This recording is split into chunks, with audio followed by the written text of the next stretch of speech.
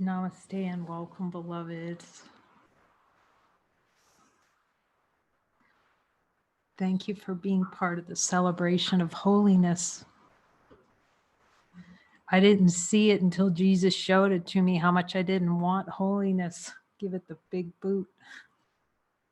And my brother too, because any twitch would mean that I denied myself to heaven. And boy, he's teaching me every day that I have no idea what being aligned with a Father's will is, like none, other than happiness. So I guess little Silencio has a desire to go to the vet.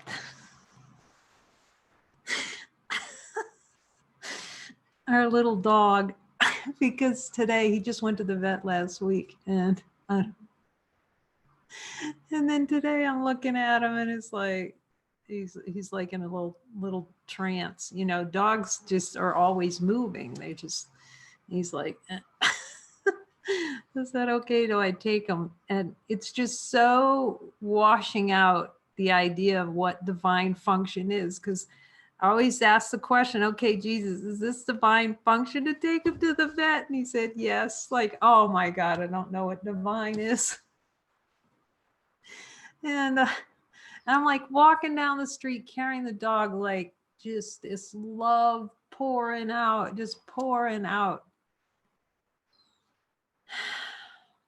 But it's not because I'm carrying the dog. See, he has to, like, I see that and couple it from that we're actually doing something.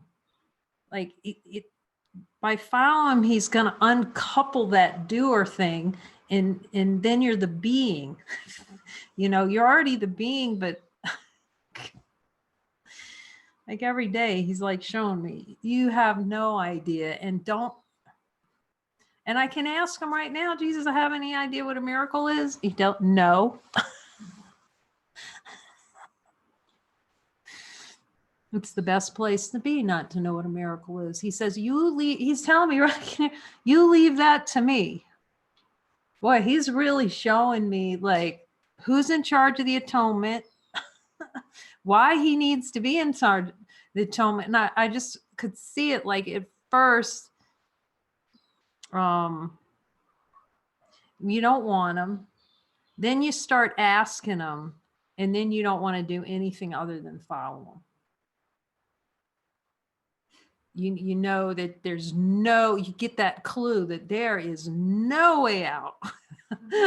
You know, you can see you're swimming in glue from the desire to swim in the glue of stickiness consciousness. And I was talking to Lori baby today, you know, how there's a time there, boy, how you just have to hang on. I just felt like I'm just going to hang on to Jesus' feet, or Muji's, you know, because he was such a symbol in the mind that it was possible. And he's so inspiring, you know, and we need those inspirations in those reflections. This is possible. This is possible, because the whole structure of it is to make it seem like it's impossible. And just like, I just held on to Jesus, and we need it. I needed it. And now I'm like stuck to him even tighter, because I just know there's no way except his way.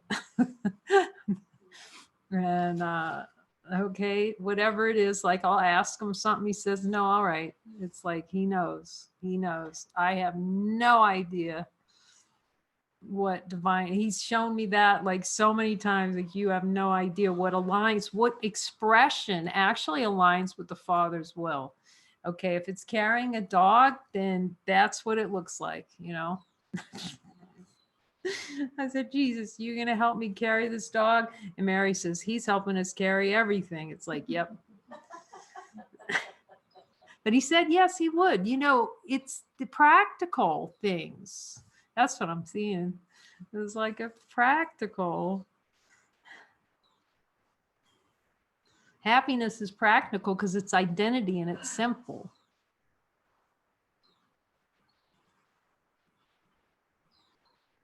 and how deep we have to go with it. When we really catch on to follow that master and go until he says no. You know, I think I was saying that and it was coming out, but then you really start seeing, oh, he's not kidding. You go with him and look at those desires until he says you're done. And when you get the reflections like Irene's saying, and then I saw how often I was like aborting. I was like bouncing off, going deep.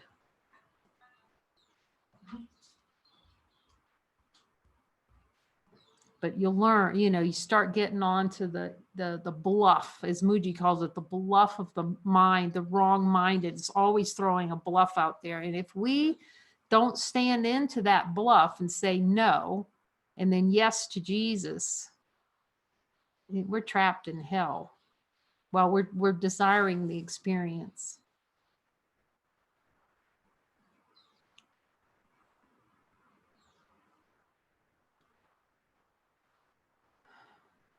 Buying into it. So we're going as deep as we can go, like 14 days on Song of Prayer. I know Jesus knows, like I can get through about 2 sentences, 2 paragraphs a day. But you can ask him, Jesus, how valuable is this to really know my song? Because he's teaching us our song. You know how Elton John, your song, this is our song. It's a little bit funny, this feeling inside. Okay. And he's got to show us which the feelings inside, which ones are there to deny divine light. So this is so deep, this, the cause of sickness, paragraph 3.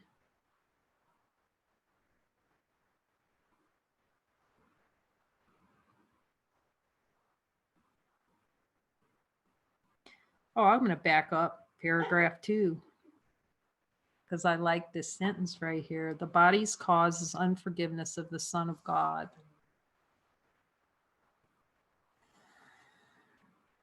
And if any sentence in here doesn't convince us that we need his help to unwind from the body's cause, because I don't know anybody walking around without a body.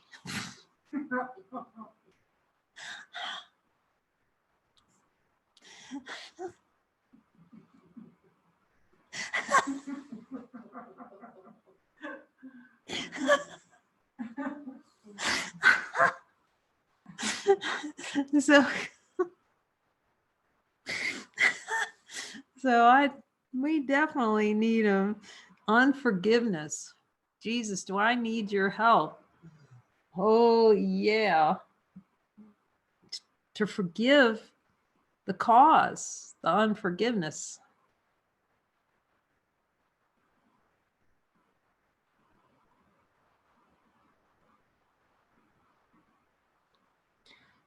But even so, oh, so much love in this.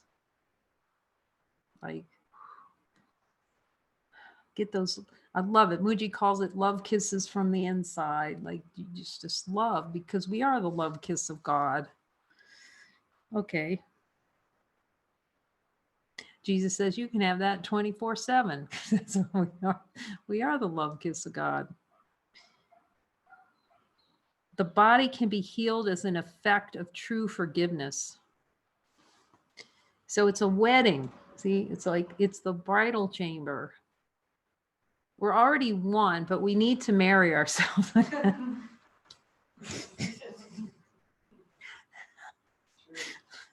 We need to marry, let the wedding take place, the true union. We can only use these kinds of words. But forgiveness is the wedding ceremony to admit that there's nothing other than unified holiness. And where the idea of a body, the unforgiven, the cause, okay, here's a body here, seemingly in form. God holds no grievance. We're holding a grievance of ourselves over a body. Like when he was showing me, I'm checking with him to see if there's any remnants of this. He was showing me how I had guilt over breath. That's going to make it hard to breathe. And I could see, it's like, so it's good to ask him, have a little talk, fireside chat. Like we don't even know. And we make the breath mighty. You know, I got to hold on to my breath because if this body goes, you know, all things bad happen. Yet we're withholding breath from ourselves all the time. Stop breathing. Every twitch is a little mini death to the body by stopping breathing. But he's just showing us, I'm seeing that true forgiveness, the body can be healed. We no longer hold a grievance over a body. He says, yes. Because you see it isn't real anymore. You're not holding yourself hostage by a concept, by an idea of the body. Jesus, do I relish holding myself hostage over the idea of a body? Do I relish holding myself hostage? I would go until he says no, for sure. Go if he says yes, and just we're going to look. The body can be healed as an effect of true forgiveness. So he's actually using cause and effect to reverse. He uses everything. He just flips it around. We believe in cause and effect. So he's going to give us cause and effect. Go look at this. You can't be separate from cause. This is so masterful. Guess that's why he's head of the atonement. The atonement. He says yes. Okay. Only that can give remembrance of immortality, which is the gift of holiness and love.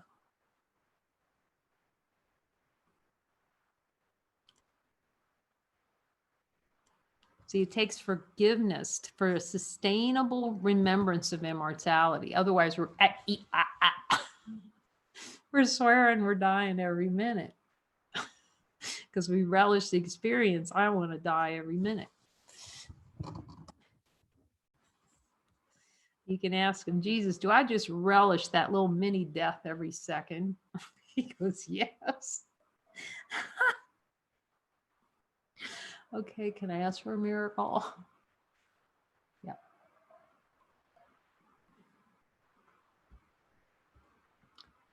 Fearful and frail it seems to be to those who think their life is tied to its command and linked to its unstable tiny breath. Now, we're talking about this tiny breath. He always has a purpose. Tiny breath. Unstable. I jumped, Ira, but I'm coming back. Because he's going to take us from that little weakness, breath, tiny, stopping our breathing. It's hilarious. Ask him if there's a belief in the mind that God stops breathing. Is God the stopper of breathing? See, that's the ego's big plan. God's going to come in and just take my breath away and kill me.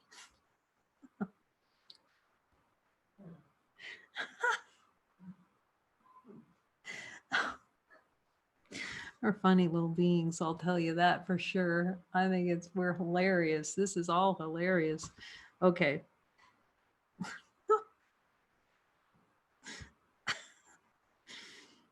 Okay. Forgiveness must be given by a mind which understands that it must overlook all shadows on the holy face of Christ, among which sickness should be seen as one. A shadow. Shadow. It's a shadow puppet on the wall, like you played when you were a little kid. Is sickness a little shadow puppet? He says, see, it is no different than this. Okay, so here's the question, Jesus, am I willing to see that it's no different from a shadow puppet?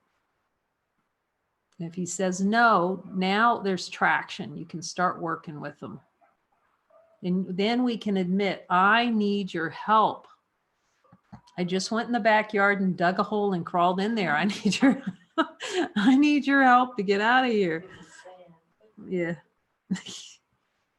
Oh yeah, we found the cutest little clip. Oh my God. Renee brought that. Oh, it's so hilarious because we did that little post. It's such a collaboration. You see how these collaborations, like, we're really meant to be together, and we're like little magnets of love that come and stick together. And so Dyra sends me that little picture of this girl sitting in the desert. And then I made a little picture that came through with the quote. She's reminding me of the quote of Jesus. A desert is a desert is a desert. And the only thing to do with the desert is leave. Okay. So I make a little post, and then Renee comes in today and has the most hilarious little video. It feels like in purpose that we can share it. We're going to put it a part of the 90-day program, but oh, it's so funny where all these little critters are living in the desert and how they dig into the sand of the desert. And it's like, if that isn't the picture of how the ego's doing it, swimming in the sand, it's, trying to make a good deal out of the sand. Oh, it's funny. It's really funny. Thank you, Holy Spirit. Thank you, Renee, for being the Holy Spirit and bringing that. Oh my gosh, we laughed so hard.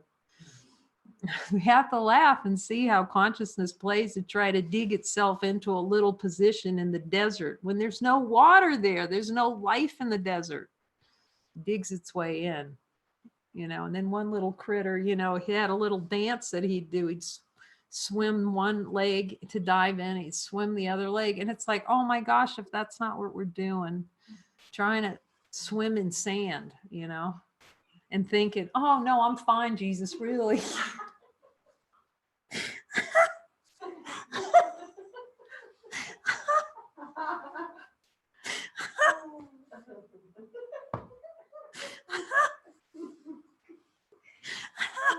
I don't need any help. I don't need my brother's help. Meanwhile, the sand, we're spitting sand out of our mouth. Oh my gosh, that's so hilarious. Okay. These are shadows. Forgiveness must be given by a mind which understands that it must overlook all shadows on the holy face of Christ, among which sickness should be seen as one. So let's really be clear that sickness is only a shadow.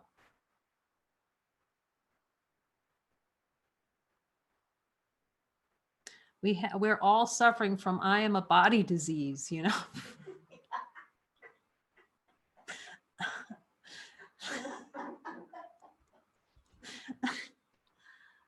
Where can you talk about that at the dinner table? Well, instead of going to Alcohol Anonymous, we're going to all come together and say, raise your hand, and I'm a body. I think I'm a body. I believe I'm a body, and I admit it. I have an addiction to being a body. That's the best addiction to admit of all. Then we can be happy. Ego's not going to like that, though.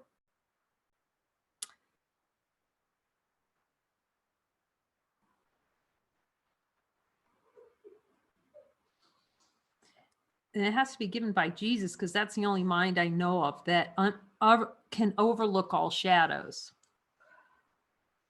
on the holy face of Christ. He's the one to help us learn to overlook all shadows on the face of Christ, including the shadow of sickness, the shadow of death. He's the one who's going to help us look upon it. Again, we're swimming in the sand. It's quicksand. See how that works? It all works together. That dream bubble is quicksand, and we like swimming in the sandbox. We relish it. It's really funny. It's not funny while you're in it, but it's not funny at all while you're in it. But when you start admitting, and he's showing you, go deep. He's telling me, go deep with him. Like, so you can really see that relishing and release it. You know, like Irene said, don't abort early. Really listen to him, especially with your buddy on chapter 20, because the ego, he's reminding me, because you'll be in chapter 20 and you're kind of looking, and all of a sudden you're in a dream in another country. You know, that's how the consciousness will play, not to have this direct looking at desire. As I said, you know, you're suddenly just going to have an urge to call your high school sweetheart. It's just, that's how it plays. And you really need to be on point and support each other in this and just check in. Okay, do we need to go deeper? You need a little more time to look with Jesus. It's okay. Just check in with your partner, it's yourself, to be attentive. Listen to what Jesus tells you. Because the ego is going to tell you, oh, you're taking up too much time. No, the ego is going to make you too much time to look and clear it. That's the problem. It doesn't take that much time. You can have a session in 45 minutes if you're really, really attentive to Jesus and you're listening to him lead the whole thing. And you just wash all those things out very quickly. And then when you have that trust, you can really go with him where he's just going to show you that relishing. It's going to feel like every cell wants it. And then, you know, you're getting deep into the release of those desires to deny. So this weekend on Sunday, we're going to have a celebration because it's going to be our 1-year anniversary of the center, but it's going to be a joining in light session where brothers are invited, but some of the brothers are going to share their experience with clearing denials with Jesus here and what they've learned. And that's really what we're inviting beings to come. What have you learned in your experience talking to Jesus through the light circles, through the joining sessions? How is he teaching? How is he working with you? It's really helpful. It's very reinforcing in the heart. And it's for all of us to be encouraged and inspired that Jesus will indeed work with us. Like that beautiful clip with Anna Maria going, I don't think I can hear Jesus, and boom, you can see her eyes light up. When she, wait a minute, he's talking to me all the time. And number of beings could see it. You know, he's having a conversation with me all the time. And if you ask him, Jesus, if you've been talking to me to a long time, and you'll go back and you see that he was, now you might not have called it Jesus, but you'll see he was giving you downloads the whole time. You know, and it had to come to this point. We had to be together. He just knows how to bring those little Jesus magnets in enough proximity to all of a sudden the magnet goes poof, and click. Then we're in the rocket together going up. And then we just let everything come on up. Okay, yeah, I hate that one. I don't like this one. Good. Let's just look. Let's look at the desire to hate that one's haircut. You know, whatever it is. Because it's never about the haircut or the way they look. It's always the deep desire to deny ourselves. But now he's really going to coach us through all that denial, those shadows. Nothing but that, the sign of judgment made by a brother upon a brother and the Son of God upon himself. So we're casting shadows over our eyes so we won't see the light. For he has damned his body as his prison and forgot that it is he who gave the role to it. Okay, we're going for like radical honesty. Honesty of God is radical honesty. It is not the honesty of this world. You know, the honesty of I stole a cookie from the drawer. No. The honesty is there's light and I don't want to be it. So let's just go ahead, go for radical honesty with Jesus. Jesus, we might as well see if we can remember. It's helpful to see that we gave the body the role. Jesus, did I give the body the role that it has? And hear what he says. And be happy if you hear yes. Be really happy. Then you go going, no, I didn't. I'm innocent. Ignore that voice. because that's what the ego does not want to see, that the role was given. That's the gateway out. It's hiding that we gave the role, and that the part of that face of innocence play is the speed at which it seems to just come up, and the bees seem to be buzzing around us so fast. That's part of the play of consciousness, part of the trick. What he has done now must God's sons undo, but not alone. For he has thrown away the prison's key, his holy sinlessness in remembrance of his Father's love. Yet help is given to him in the voice his Father placed in him. This is a reminder. And we talk, this is, we're going back. He's not letting us leave anything incomplete here in our understanding. Yes, he wants us to be very clear.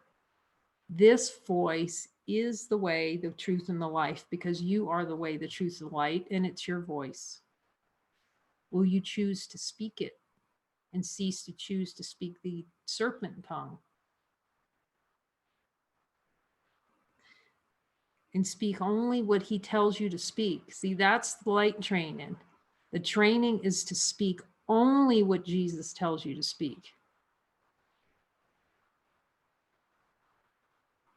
In the session, speak only what Jesus tells you to speak. See, we have that much focus, that much determination, that much faith, that much trust that we're more powerful than we or pretend like we are, and we're going to speak his voice, and it's going to practice. Like I say, Muji doesn't, when beings go up there to talk to Muji in satsang, you can watch a couple of them. It's helpful because you'll hear Muji go, which voice is that coming from? And you'll see how quickly beings know which voice it is. So we know which voice it is that's speaking. And I remember sitting in there going, I'm not sure what voice is. That's the play of consciousness to not be sure. It's where the voice comes from. So we have the power to, though we choose not to, and I could see that was the play, not to build discern and get all discombobulated about it, but it still doesn't change that we have the power to know which voice is speaking. I love that about Muji. He's so great. He doesn't wait. He doesn't say, it's going to take you 6 years to learn how to speak this voice. You stand up in front of him and he goes, which voice is speaking? It's on now, that voice. The voice of the light within is here. And then we kind of play the curtain, little I don't know thing, but okay. But just know every time you're speaking with that other voice, you're closing the light of the infinite out of awareness. Oh, that's direct. Because that's the way the ego stays alive, through the falseness coming out of the mouth, and we're living in the dream. That is how specific he is about us, why we're learning to speak only that voice. It's our only true voice. And to break the habit of speaking, we don't even see where we're speaking, and we immediately start talking and telling stories, and we're living inside the dream bubble as soon as that happens. So the light training is go to Jesus. What do I say? Go to Jesus. What do I say here? To break that automatic pattern of living inside the little story dream.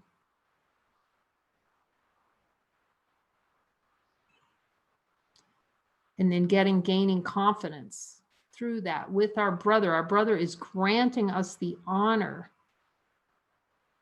of standing with us so we can practice together, only listening and speaking, and spending no time on untrue. Yes, sometimes, okay, we can admit it, but don't spend a lot. Our only function is to admit we are not at peace. That is our function. It is not our function to go into a big about it. Our function is admit we're not at peace and go immediately to Jesus. Because as soon as we're opening our mouth and telling all these stories, we're in the story. We can't hear him. So it's, I'm not at peace, silence, listen.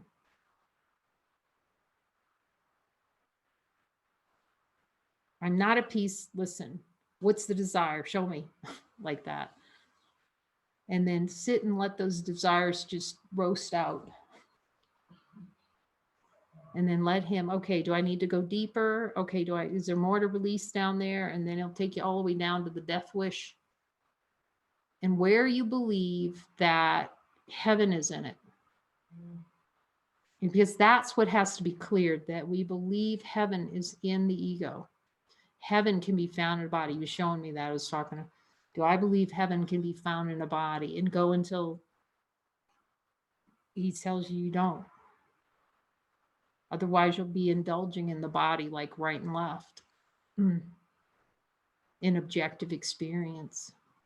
And does it take a lot of this experience here? That's all I can say. It does take a lot of the clearing energy because there's so many catacombs and we really, he's got to show us where we're withholding those miracles. Okay, Jesus, go all the way.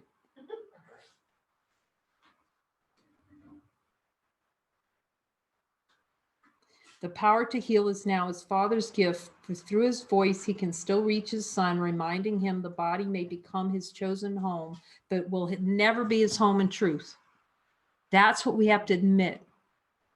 Jesus, am I willing to admit this body is not my home in truth? That's supreme happiness. See, that's happiness. When he takes us to the point where we're really fully, not toe dipping, because the ego is going to go, oh, yes, I believe. No. It's when Jesus tells us when we can say it. See, he's going to keep us in honesty of God. But it's still good. Even if you hear him say, look, Jesus, am I willing to admit this is never my home in truth? And he says, no, you're not willing to admit it. Rejoice. First of all, you heard Jesus. And you heard the only voice that counts. The one that will keep us honest, in honesty of God. So that's our first step. And then the step after that is to just feel what he's showing you. Like, you're right. That kind of not judging it, not oh shitting it. No, no judgment of it. It's just yes or no. All right, Jesus. All right, now I just have something to look at with you. Because we know he's going to show us the way out. So if he tells you, I believe that, Jesus, do I believe this body is my home? And you get a yes, then you go, okay, I'm willing to see it all the way with you until I have no little itch to have this body be my experience. This body is my home. I'm just asking, is that helpful to say yes?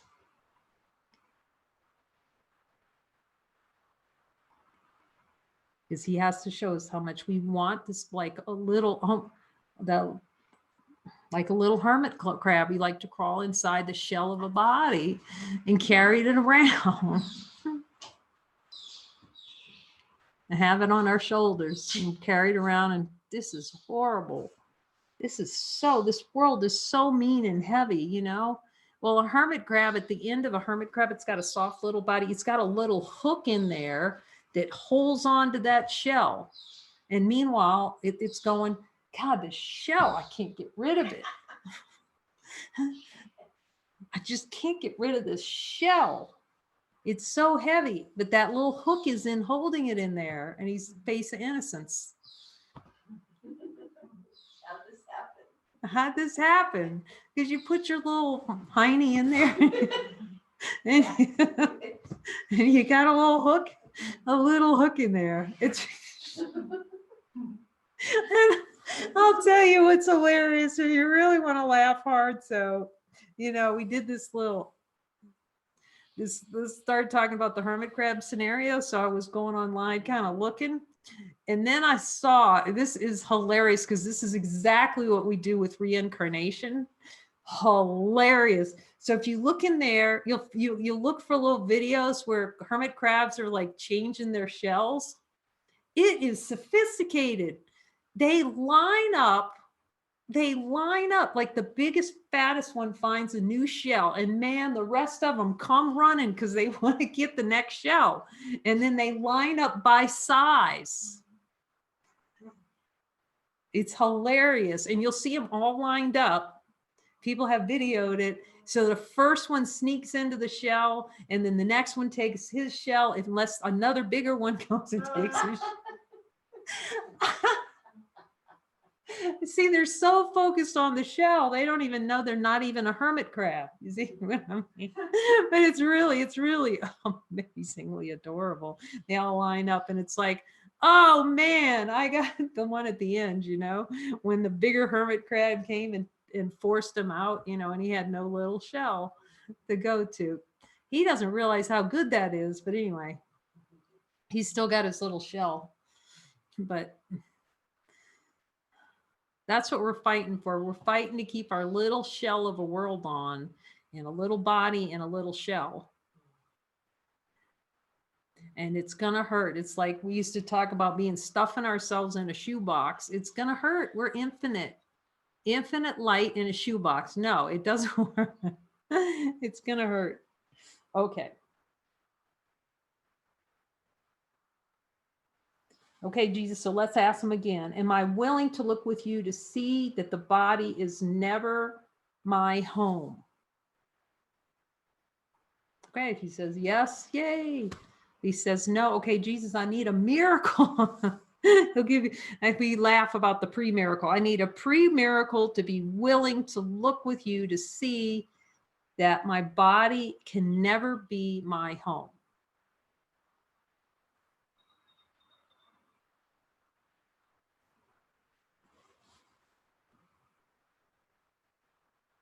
Distinctions, therefore, must be made between true healing and its faulty counterpart.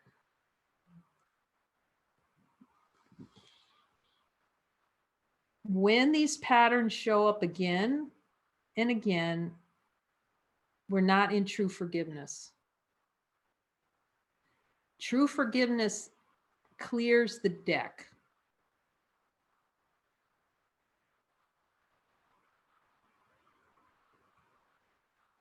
I'm asking him, yes. As long as there's something under there that's being held on to, we are not in true forgiveness. Is going to take it all the way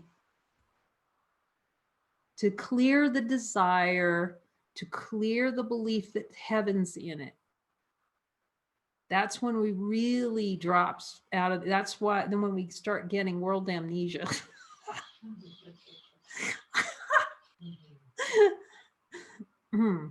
That's true forgiveness. It cuts like a sword. That's why you heard that, Jesus, I'm carrying a sword. It's not never a fight. It was always interpreted. Ego is going to interpret that a fight. No, it's to cut through the untrue. Honesty of God. And we need him to show us what honesty is from scratch. If we're still believing that there is a body, we're still in dishonesty. I mean, we can say it because he's not judging it if we say it. We just have to be willing to go to him and say, look, Jesus, I still believe I have a body here. We don't want to spend any more time trying to convince Jesus that we have a body. You see, you know, we just dropped that. I'm not going to try to convince him that I have a body. Because we can't convince the light that we're a body because we're light. You know, we just see, okay, here's the light. Distinctions, therefore, must be made between true healing and its faulty counterpart.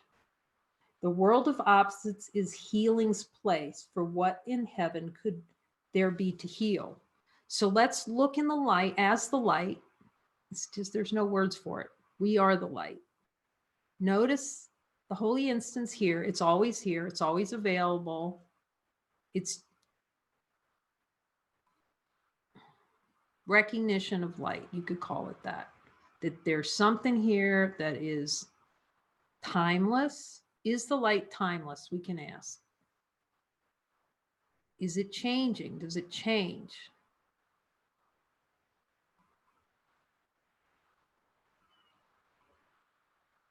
Here's where it gets sticky. Am I willing to admit that light is me? Who I really am? That's the whole crux of it right there. If we're not willing to admit that that light is identity and accept it fully and celebrate it like there's no tomorrow, because in the light there is no tomorrow, then we need forgiveness.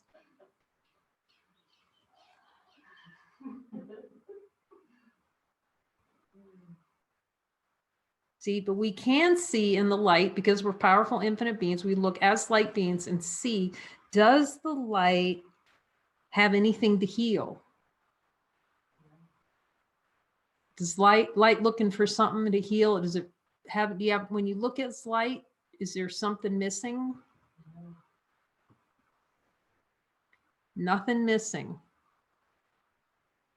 And that's another beautiful thing about Mooji, where he has the invitation to freedom. You got 900 beings going. When he goes, is this limited? No. Is there a beginning or end? No. You got 900 beings. The only thing, that's probably the most beings that ever agreed on anything in one room.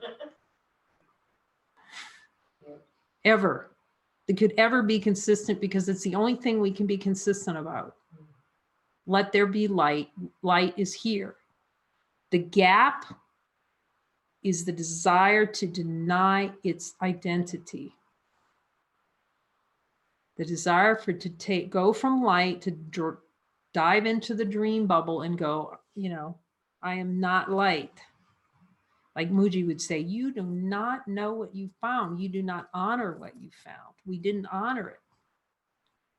So it's easy to see that we're light. Sometimes that's enough. And it's like, that's all there is. Wait a minute. I accept supreme happiness now, because this whole thing is a sham. It's a, you know, it's a little dream. But for some of us,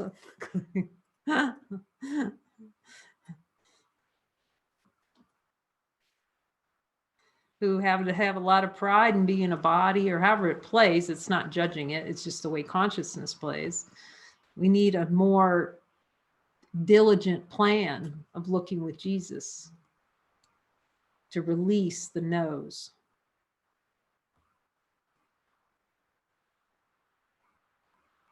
To being that light that's always here. The light that tells us that there's nothing to heal. As prayer within the world can ask amiss, in seeming charity forgive to kill, so healing can be false as well as true, a witness to the power of the world or to the everlasting love of God.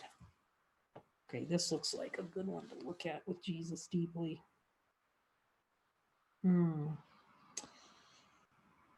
As prayer within the world can ask amiss.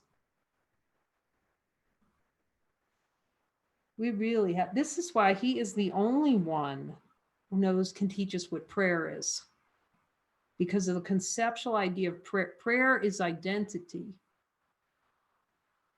We don't want to hear that, so he's got to kind of eke it in the back door.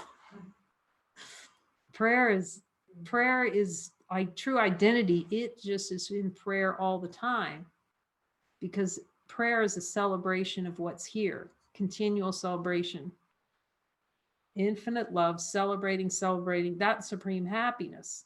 When we're in a state of true prayer, it's the natural state. We're in full communion with the Father.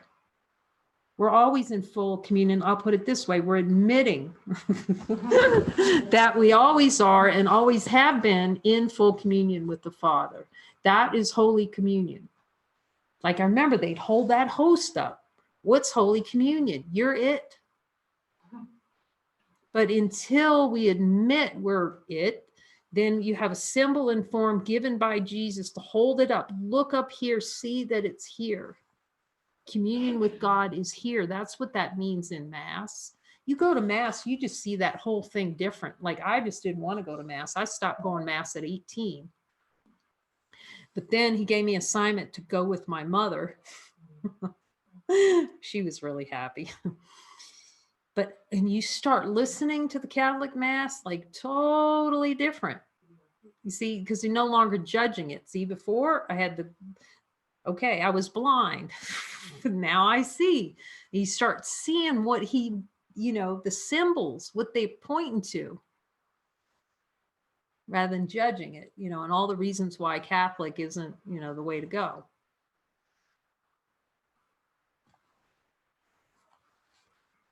It's always here. It can be a microphone or a Eucharist. It's still, God is in everything I see.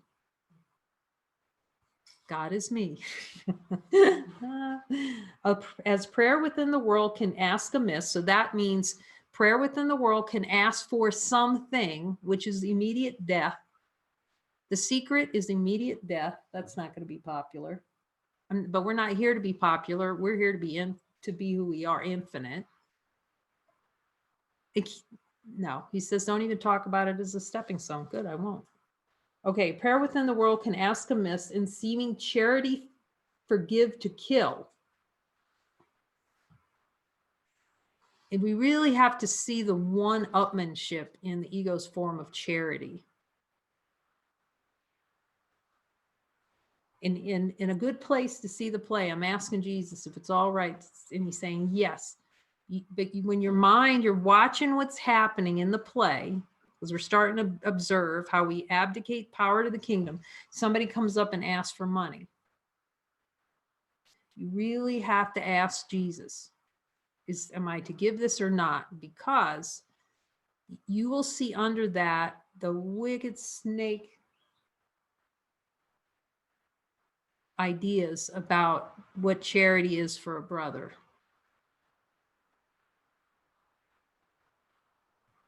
The snake of charity to kill, actually, to kill the light out of your own awareness. This brother needs it. Do you see that? Because the belief that a brother needs something is the belief that we need something.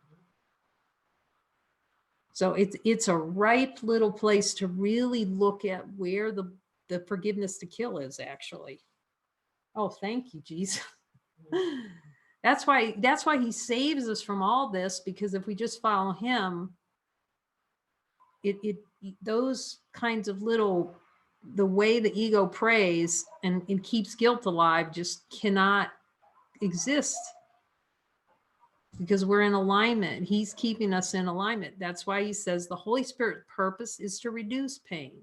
It reduces pain because we're in alignment with the Father's will. Therefore, we will not have guilt.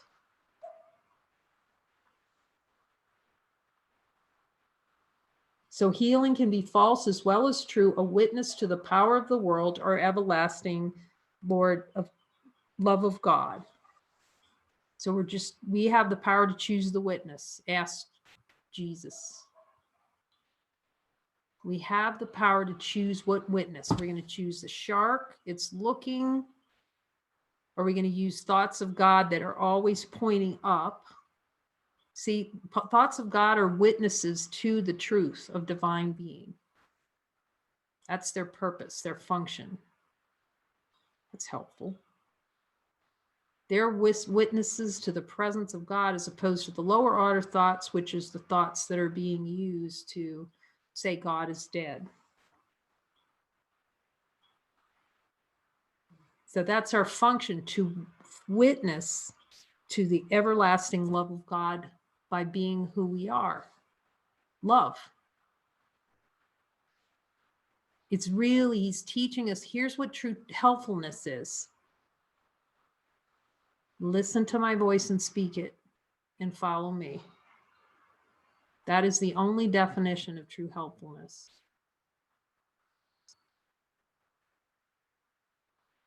Everything else will be a denial of love, of infinite.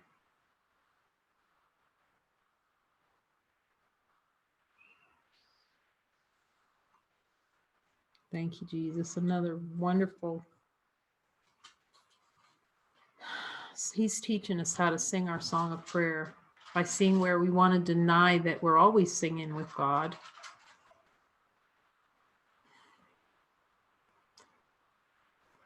He's just reminding me about that last chat. That has been so helpful, a reminder for here. of a new covenant, who with this many desires can ever rest in peace. And it's like, holy smokes, Jesus, no kidding. No rest for the weary bones, as long as those desires exist below the level of awareness. So thank you for coming to be the reminder that God is here, alive in us. And so Saturday, we're going to have the chapter 20 joining to share experiences. And Sunday, we're going to have the celebration. We'll have a joining session to joining in light. And then the celebration of all that Jesus has given us and God has given us in the speaking, hearing his voice and speaking. And everyone's invited to come celebrate with us. Thank you for coming today. Thank you, Dyer, for translating. It's the God team, the God team.